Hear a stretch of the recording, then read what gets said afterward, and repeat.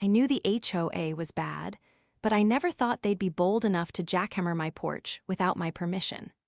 Yet, there I was, standing in the middle of my front yard, watching two men in neon vests and hard hats pulverizing my perfectly good stone porch into rubble. "What the hell do you think you're doing?" I shouted over the deafening noise. The jackhammer stopped, and the men turned to look at me like I was the unreasonable one. Before they could answer, I heard the unmistakable voice of Teresa, the HOA president, cutting through the chaos. "Ah, Mr. Nolan," she said, stepping onto my lawn in her pristine beige heels. "I was wondering when you'd show up." Teresa was in her early 50s, with an overdone bob and a permanent expression like she just smelled something rotten.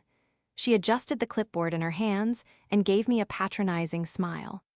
"We sent you multiple notices about your porch being non-compliant. Since you failed to correct it, the HOA had to take matters into our own hands." I felt my blood pressure spike. "Non-compliant? What are you talking about? My porch has been here for years." She let out a dramatic sigh. "Yes, and unfortunately, it doesn't match the updated community aesthetic guidelines. We are ensuring uniformity in the neighborhood." She gestured toward the destruction like she was showing off some masterpiece. "The new approved material is stamped concrete, not natural stone." I could barely contain my fury. "You can't just destroy my property. This isn't some HOA-owned land. I own this house." Teresa waved her hand dismissively. "It's in the guidelines. It's your responsibility to comply. If you had simply followed directions, this wouldn't be necessary." That's when I realized she had no idea who she was messing with. See, I wasn't just some homeowner blindly signing paperwork. I was the guy who published the HOA's building guidelines. I had been contracted by the HOA's own legal team a year ago to format and publish their updated manuals. I knew the rules inside and out probably better than Teresa herself. And I knew for a fact that there was nothing in those guidelines that justified what they had just done. Teresa, oblivious to my growing smirk, continued prattling on about how they would be sending me an invoice for the corrective construction. But I was already planning my counterstrike. I took a deep breath and gave her a level stare. "All right, Teresa, if that's how you want to play this, then I hope you're ready for what comes next." Because if there was one thing I knew, it was that the best way to deal with an overreaching HOA was with their own rules, and I was about to bury her in them. I turned away from Teresa and strode up my driveway, pulling my phone from my pocket. The HOA had just crossed a line they couldn't walk back from, and I was going to make sure they paid for it. The contractors were still standing there, looking uncertain now that I was no longer just arguing. I snapped several photos of the damage from multiple angles. The stone shards, the deep gouges in the foundation, the dust coating my front steps, it was all evidence. Teresa was still standing on my lawn, her arms crossed, watching me with an expression that was equal parts smug and impatient. I ignored her, walking past the wreckage into my house. Once inside, I went straight to my office. My bookshelf was lined with binders, all of them filled with documents from my time working with the HOA's legal team. I pulled out the most important one, their official building compliance manual. Flipping through the pages, I found exactly what I was looking for. There was nothing in there that required homeowners to replace existing stone porches with stamped concrete. In fact, the only mention of porch materials simply stated that any new construction had to conform to a neutral color palette. Nowhere did it say anything about demolishing existing structures. I opened my laptop and started typing. First, I drafted a formal complaint, citing the exact sections of the HOA guidelines that Teresa had violated. Then, I attached the photos I had just taken and formatted everything into a legal-style document that would hold up in court if necessary. Before sending it off, I made a few calls. The first was to a contractor. I trusted someone who had worked on my house before and knew the quality of my original porch. I wanted a professional assessment of the damage and an estimate for repairs. The second call was to a lawyer. Not just any lawyer, but my old college buddy, Marcus, who specialized in property law. When I explained what had happened, he let out a low whistle. "That's textbook property destruction," he said. "If they didn't have written permission, they're in deep trouble. You could sue them for damages and win easily." "That's the plan," I said. "But first, I want to make sure this gets as much attention as possible. The HOA has been pulling this kind of thing for too long." Marcus chuckled. "I like where your head's at. Let me know if you need me to step in officially." After hanging up, I pulled up the neighborhood's online forum. The HOA loved using it to issue their notices and warnings, but residents used it just as much to vent their frustrations. I composed a post detailing exactly what had happened, attaching the photos of my destroyed porch. I included the specific sections of the HOA guidelines proving that Teresa had acted outside of her authority. Within minutes, the responses started pouring in. Neighbors were furious. Some shared their own horror stories of arbitrary fines and forced changes the HOA had imposed. Others demanded a meeting to address the HOA's overreach. Then came the best part. One of the homeowners, a retired contractor, commented that Teresa had done something similar to him last year, forcing him to repaint his perfectly good fence because she claimed the color was too warm. He had fought back, but didn't have the resources to take legal action. That's when I knew we had them. Teresa and the HOA had been running unchecked for too long, bullying homeowners into compliance with rules that didn't even exist. But now, with a public record of their actions and legal evidence on my side, they weren't just going to pay for my damages. They were going to answer for everything they had done. I leaned back in my chair, watching the furious discussion unfold in real time. It was only a matter of time before Teresa realized she had made a mistake she couldn't cover up. The fallout from my post was immediate and absolute. By the next morning, the entire neighborhood was buzzing. My phone was flooded with messages from neighbors who had dealt with similar overreach from the HOA, and a few even stopped by in person to offer their support. But the real show started when Teresa arrived. I was on my front lawn, surveying the wreckage of my porch while speaking with the contractor I had hired to assess the damage. He was shaking his head as he ran his fingers along the splintered remains of the foundation. "This is bad," he muttered. "Whoever did this had no idea what they were doing. They just went at it like demolition workers with no plan to reinforce the structure." Before I could respond, a familiar voice rang out. "Mr. Nolan." I turned to see Teresa marching toward me, her expression tight with barely contained irritation. Unlike yesterday, there was no smugness in her posture. She clutched her clipboard like a lifeline, her fingers gripping it so hard that her knuckles had turned white. "We need to talk," she said briskly. I crossed my arms. "Figured you'd be stopping by. You've got a lot of explaining to do." She exhaled sharply. "You had no right to post that in the community forum. You're stirring up unnecessary panic and hostility." I arched an eyebrow. "Unnecessary? You destroyed my property without consent. I think people have a right to know what kind of authoritarian nonsense the HOA is pulling." Her lips pressed into a thin line. "We were enforcing community standards. You were non-compliant." I gestured to the contractor beside me. Funny, because according to the HOA's own guidelines, there was nothing wrong with my porch. And now, thanks to your demolition crew, I've got thousands of dollars in structural damage. Teresa's eyes darted to the contractor, then back to me. "If there was a misunderstanding, we can discuss it at the next HOA meeting." I shook my head. "No, we're discussing it now. You're going to explain exactly who authorized this destruction, and you're going to tell me how the HOA plans to pay for the damages. She stiffened. The HOA does not compensate homeowners for compliance corrections. I pulled out my phone and tapped the screen a few times before holding it up. Then, I guess you won't mind explaining that to my lawyer. He's very interested in how the HOA thinks it has the legal right to destroy private property. Her face paled slightly. Pressed on, and while you're at it, you might want to prepare for an audit. A lot of homeowners have been coming forward with their own stories about your, let's call it, creative enforcement of the rules.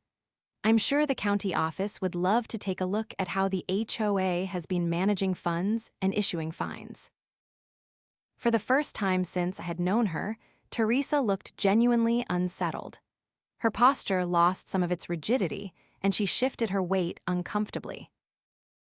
"You're blowing this out of proportion," she insisted, but there was a crack in her voice. I shook my head.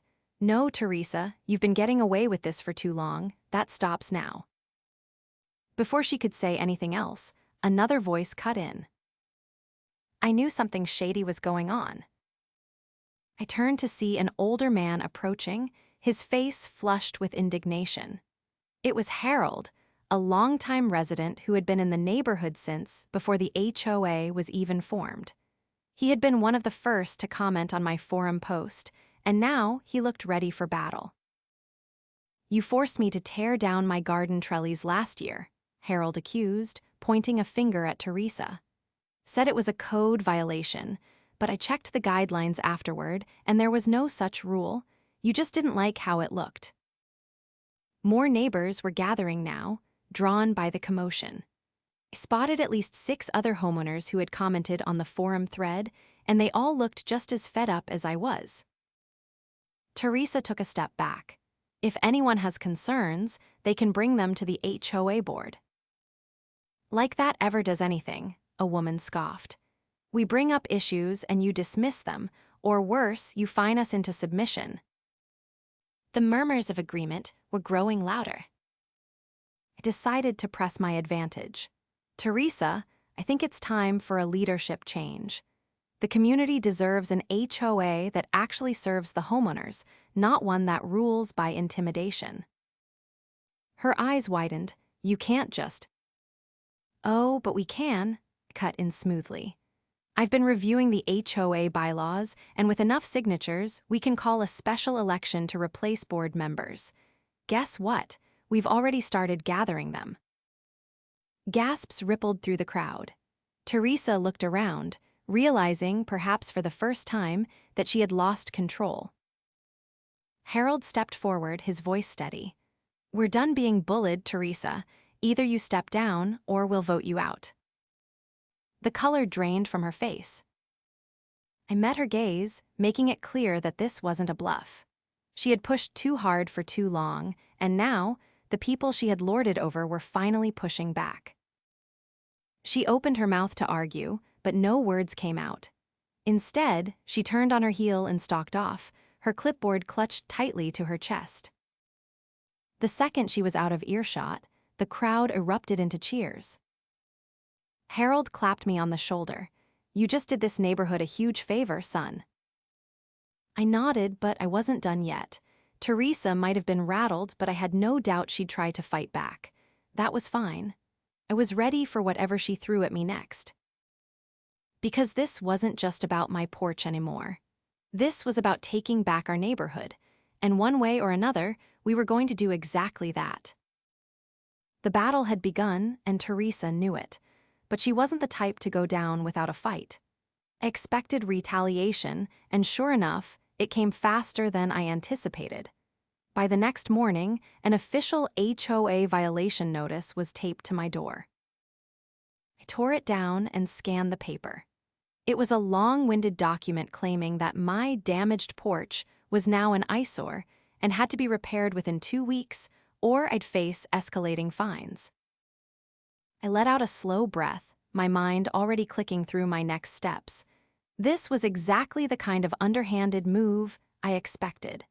Teresa was trying to force me to pay for the destruction they caused, but she had made one fatal mistake. She put it in writing. I grabbed my phone and snapped a picture of the notice before heading inside. My contractor had already provided me with a detailed report about the damage, and Marcus, my lawyer friend, was eager to escalate things. This notice was just more fuel for the fire. I called Marcus and told him what had just happened. He was silent for a moment, then let out a low chuckle. "This is perfect. They've just handed you proof that they acknowledge the damage, but are framing it as your responsibility. That's going to backfire spectacularly." I agreed. Teresa had acted impulsively, thinking she could intimidate me into compliance. But this wasn't a simple case of an unkempt lawn or a minor rule violation. This was destruction of property. And now I had proof that the HOA was trying to shift the blame. Later that afternoon, I called an emergency neighborhood meeting. The community center was packed, with homeowners eager to voice their frustrations. The air was charged with energy, a mix of anger and determination. Harold was already there, nodding approvingly as I stepped up to address the crowd. I didn't waste time with pleasantries. "I'm sure most of you saw what happened to my porch," I said, "and I know I'm not the only one who's been targeted by this HOA's overreach." Murmurs of agreement rippled through the audience. A woman near the front, Mrs. Patel, raised her hand. "They fined me $500 for having a garden gnome," she said it didn't match the aesthetic of the neighborhood. A man in the back stood up. "They threatened to take legal action against me for parking my own boat in my driveway. My property, my driveway, but apparently that's against their vision." I nodded, and now they've tried to bully me into paying for the damage they caused. But here's the thing, I know the HOA rules better than anyone, and I know they've overstepped their legal authority. I laid out everything: the destruction of my porch, the fabricated violation notice, and the mounting evidence of abuse. Then, I revealed the signatures we had gathered for a special election to remove Teresa and her cronies from the board. The room erupted with cheers. Harold stood, his voice booming over the noise. "We've been pushed around for too long. It's time we take back control." Momentum was on our side now. I knew Teresa would try something desperate to hold onto her power, but I was ready for whatever she threw at me. And sure enough, the next morning, I found a tow truck parked in front of my house. Two men in reflective vests were standing near my driveway, looking at my truck like they were waiting for permission to haul it away.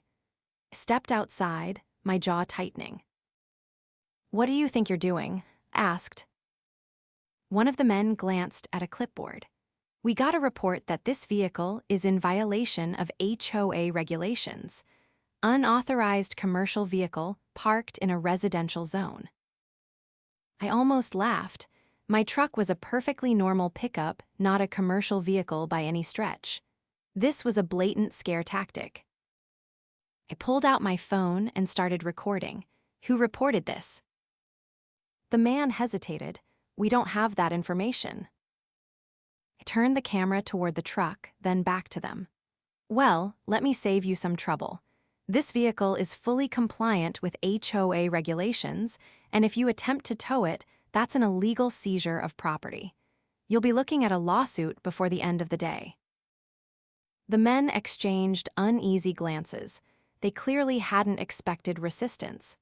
After a few more tense moments, they muttered something about checking with their office and left. Less than an hour later, my phone buzzed with a call from Marcus. "Teresa's getting sloppy," he said. "I just got word that she tried to push an emergency amendment to the HOA regulations this morning, one that would retroactively justify the porch demolition." I exhaled sharply. "Can she do that?" "Not legally. HOA amendments have to follow a formal process, including a vote from homeowners. Trying to sneak in a rule change after the fact is just another violation to add to the list." That was it. Teresa had just handed us the final piece of evidence we needed. I didn't wait. I called a local news station, sending them all the documentation, the photos, the violation notice, the attempt to tow my truck, and now the illegal rule change. By the end of the day, the story was airing on the evening news. A reporter stood in front of my house, gesturing to my ruined porch as she explained how the HOA had overstepped its bounds. The segment included interviews with frustrated homeowners, all sharing their own horror stories. The backlash was immediate. By the next morning, the HOA's own legal team had gotten involved not to defend Teresa, but to distance themselves from her.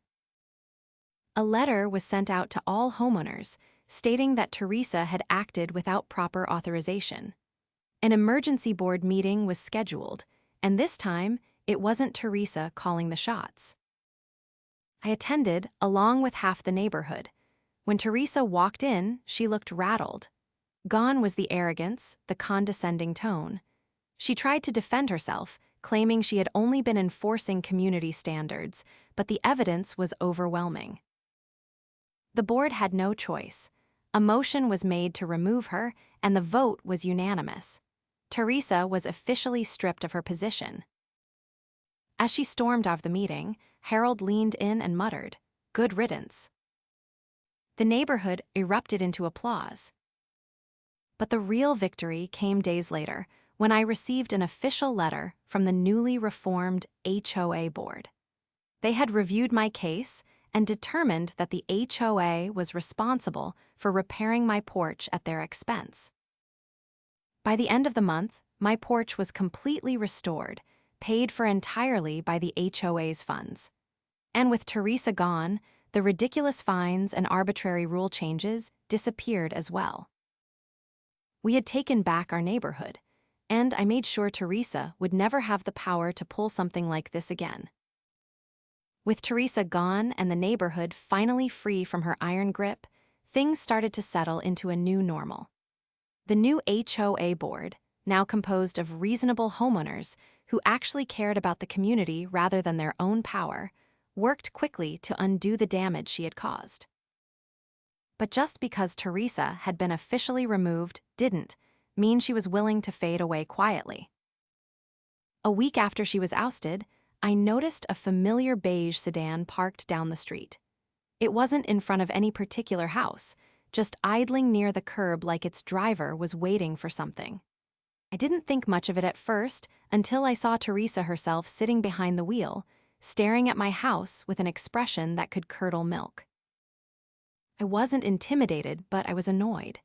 Even without an official title, she was still trying to insert herself into HOA matters. I decided to ignore her, but my neighbor, Harold, wasn't one to let things slide. He walked over, hands on his hips, and leaned toward her driver's side window. She didn't roll it down. Instead, she shifted the car into drive and sped off faster than someone her age should have been comfortable with. Harold turned back toward me with a dry chuckle. She's not done meddling, she's just trying to figure out how. I had no doubt about that. Over the next few days, small things started happening. Letters with no return address began appearing in mailboxes, filled with vague warnings about how the neighborhood was descending into chaos without proper leadership. One homeowner found an anonymous note taped to her door, urging her to reconsider the new HOA board. It was all incredibly pathetic. Then the real trouble started. One morning, I stepped outside to grab my mail and noticed something strange. A bright orange sticker was slapped onto my mailbox, stamped with an official-looking seal that read, "County Code Violation, Pending Inspection." I frowned. That made no sense. I hadn't done any renovations recently, and my property was in perfect condition, aside from the porch the HOA had already repaired. I pulled the sticker off and took it inside, flipping open my laptop. A quick search through the county's official website showed no record of any violations against my address. That's when I knew. Teresa had found a new way to harass me. I decided to play along just to see how far she would take it. I didn't call the county immediately. Instead, I waited, knowing she was probably expecting me to panic. Sure enough, the next day, another notice appeared this time, taped to my front door. This one was more aggressive, demanding that I rectify the violation before an official inspection. I wasn't going to let this go unanswered. This time, I did call the county office, and after being transferred a few times, I finally got a hold of someone who could confirm my suspicion. There were no open cases against my property. I thanked them and hung up, my jaw tightening. Teresa was fabricating violations, hoping to scare me into compliance with rules that didn't even exist anymore. Since she had no official authority, she was resorting to fake county notices. I wasn't just going to expose her, was going to make sure she regretted ever trying to mess with me again. Later that evening, I took a walk around the neighborhood. I wasn't the only one who had been targeted. Several houses had similar fake violation stickers, all worded in the same vague, bureaucratic nonsense. Harold met me at the sidewalk, arms crossed. "This has her stink all over it." I nodded, and I think I know how to make sure she's caught red-handed. That night, installed a small security camera near my mailbox, angled perfectly to capture anyone sneaking up to tamper with it. If Teresa was bold enough to keep this up, I'd have her on video. It didn't take long. 2 nights later, just past midnight, the camera caught exactly what I was hoping for. Teresa, dressed in dark clothing, creeping up to my house with a roll of orange stickers in her hand. She looked around cautiously before pressing another fake violation notice onto my mailbox. I had her. The next morning, armed with the footage, I made a trip to the county office in person. I met with a representative and showed them the video. They were less than amused. "This is fraud," the representative said, shaking their head. "She's impersonating a county official." Within hours, county officials launched their own investigation. Teresa had left a clear paper trail ordering custom stickers, printing fake documents, and distributing them across the neighborhood. It didn't take long before she was formally charged with falsifying government documents and harassment. The news spread through the neighborhood like wildfire. Teresa, the woman who had ruled the HOA like a tyrant, was now facing real consequences. Harold grinned when he heard the news. Guess she finally found out what it's like to be on the wrong side of the rules. Couldn't have said it better myself. With Teresa officially out of the picture, the neighborhood truly moved forward. The new HOA board focused on actual improvements, things the community wanted, rather than arbitrary power trips. Looking at my fully restored porch, I couldn't help but feel satisfied. Teresa thought she could bulldoze her way through me, but she had underestimated who she was dealing with. And now, she would never have the chance to do it again.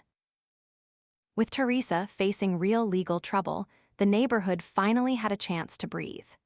The HOA board, now under fresh leadership, was working to regain residents' trust. They stopped issuing arbitrary fines, reinstated reasonable rules, and even started holding open meetings where homeowners actually had a say in decisions. For the first time in years, the HOA was functioning the way it was supposed to. But Teresa wasn't the type to quietly accept her downfall. Even after her removal, and despite the charges against her, she still had a few loyalists in the neighborhood people who had benefited from her reign or simply believed in her brand of petty authoritarianism. They weren't many, but they were loud. One of them was Greg Withers, a retired accountant who had been Teresa's right-hand enforcer when she was in power. He had been the one who gleefully delivered violation notices and reported people for minor infractions. I wasn't surprised when he started making noise about restoring order. A week after Teresa's arrest, I came home to find Greg standing in my driveway, arms crossed. His thinning gray hair was slicked back, and his wrinkled polo shirt was tucked in just a little too tightly, as if dressing the part of an authority figure could compensate for his lack of actual power. He didn't wait for me to speak. "You might think you won, but this neighborhood is falling apart," he said, his voice tight with frustration. "Without proper oversight, people are going to start doing whatever they want. Property values will plummet."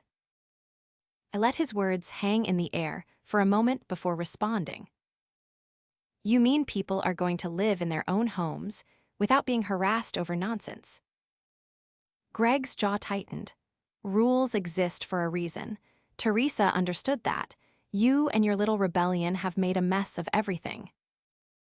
I exhaled slowly, keeping my voice level. "Teresa committed fraud, Greg. She destroyed property, fabricated violations, and tried to manipulate people into submission. If that's your idea of leadership, then you're the problem." His face darkened. "She did what was necessary." That told me everything I needed to know. Greg wasn't going to change. He was too entrenched in the illusion of control to see reason. But the difference now was that he no longer had any actual authority. I took a step forward, lowering my voice just enough to make sure he understood I wasn't playing along with his nonsense. "You can complain all you want, but Teresa isn't coming back. The HOA is under new leadership, and people aren't afraid anymore. You're not in charge, Greg. No one is going to listen to you." His hands clenched into fists at his sides, but he had nothing left to say. He turned on his heel and marched back down the driveway, muttering under his breath. I knew that wasn't the last I'd hear from him.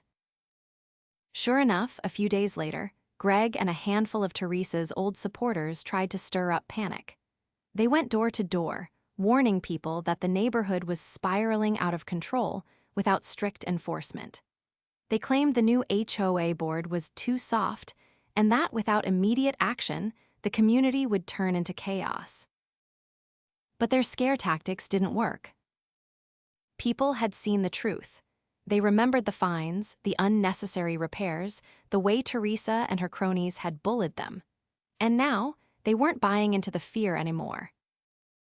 One by one, homeowners shut their doors in Greg's face. The final nail in the coffin came when the new HOA board held an open forum to discuss future plans. Dozens of residents attended, eager to participate in actual discussions about community improvements. Greg and his group tried to disrupt the meeting, raising their voices, demanding the reinstatement of Teresa's policies. But the board wasn't having it. The president, a level-headed woman named Lisa, shut them down immediately. "This HOA exists to serve the community, not to control it," she said firmly. "If you're looking for a dictatorship, you're in the wrong place." The room erupted in applause. Greg realized in that moment that he had lost. He stormed out, red-faced, and his little group of loyalists scattered soon after. By the time the meeting ended, the neighborhood had made it clear. They weren't going back to the way things were. They had fought too hard to reclaim their rights, and they weren't about to let anyone take them away again. Over the next few months, things truly settled. The community thrived under the new leadership. Homeowners worked together to make positive changes actual improvements, not arbitrary restrictions. People started socializing again, no longer afraid of being reported for minor infractions. As for me, I finally got to enjoy my home without interference. My porch, now fully restored, stood as a reminder of everything we had overcome. One evening, as I sat outside with Harold watching the sunset, he let out a satisfied sigh. "Never thought I'd see the day when this neighborhood actually felt like a community again." I nodded, took a fight, but we got there. Harold chuckled, and best of all, Teresa won't be coming back anytime soon. That at least was certain. Justice had been served, the neighborhood was free, and for the first time in a long time, peace had truly returned.